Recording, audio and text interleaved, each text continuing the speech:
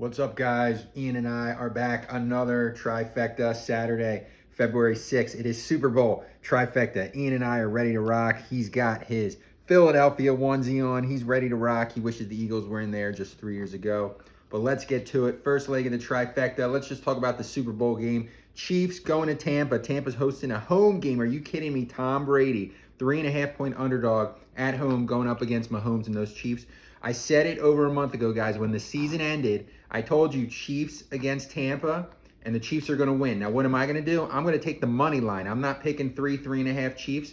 It's going to be close. I'm still predicting it. I think Tom Brady's going to have the game lead late in that game, and Mahomes and Andy Reid are going to come up with a comeback, and they're going to drive down the field. They're going to win by 1 or 2. So I would say take the Chiefs money line. I think the score is going to be maybe 32-30, 32-31. So you heard it first. I like the weapons on Kansas City. Tyreek Hill. I like Kelsey. Their running game, their defense, their coaching, their experience. They were there last year.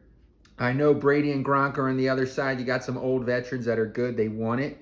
I just think the Chiefs are ready. This is a dynasty in the making. They're going to win again. You heard it first. Chiefs are going to win by 1 or 2 points. Take the money line, no doubt. Second leg of the trifecta. Before we keep moving to the prop bets, which is the fun stuff that Ian and I were doing, everybody I know on radio and what I'm hearing on TV, there's a lot of interesting Eagles talk. Resentment. 3 years ago, we all know the Eagles won their Super Bowl. A lot of people are saying they're resenting. They have regret because the Eagles won.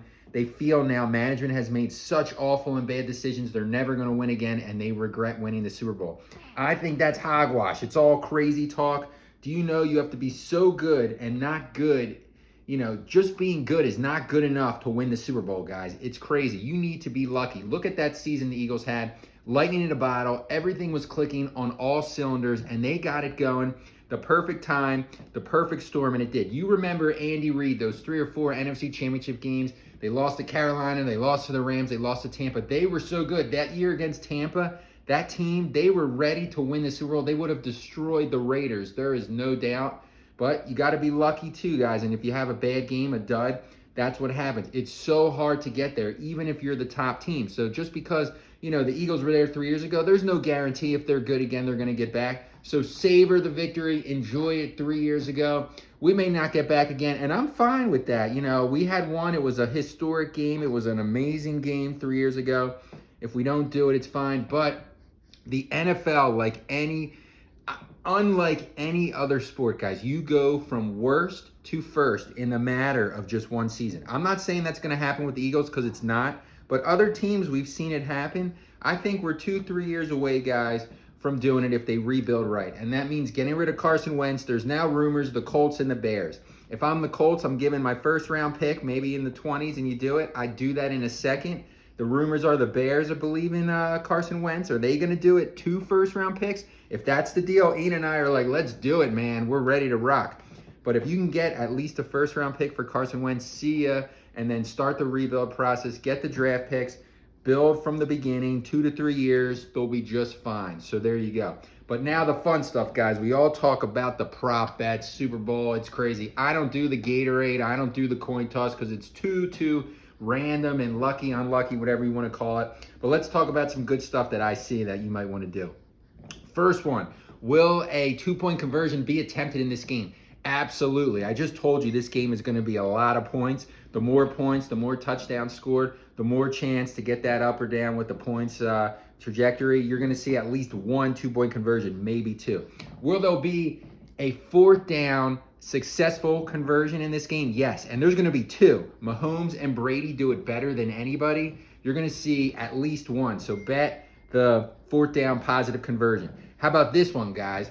Will the largest penalty accepted be over 19.5 yards? Absolutely. Brady and Mahomes zing it all over the field. There's going to be a pass interference of 20 yards or more at least once.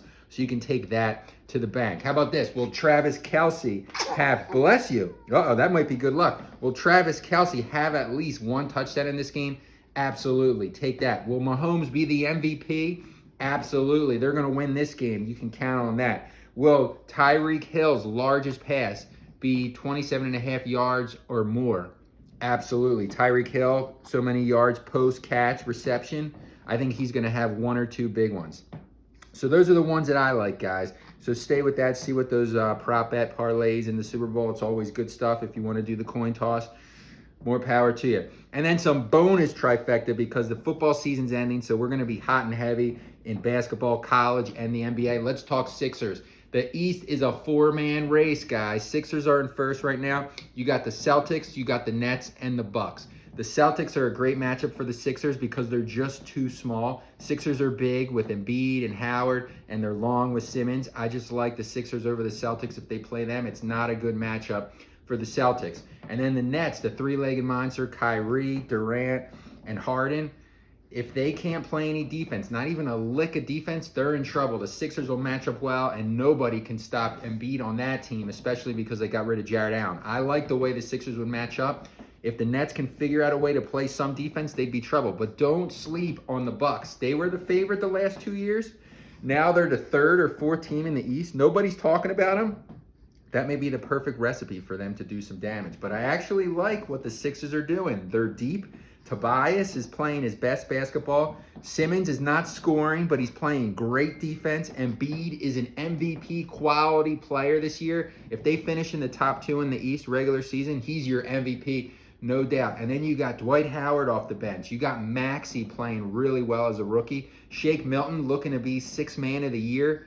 Doc Rivers is coaching this team terrific. It is a great team. It's fun to watch. They're getting it together. They're playing better each and every day. It may be a blessing that they didn't get rid of Ben Simmons for Harden, and we'll see with that defense, but time will tell. But you saw it, all the picks, guys. Super Bowl Sunday, Chiefs are going to win. Bet the money line. You heard all the prop bets.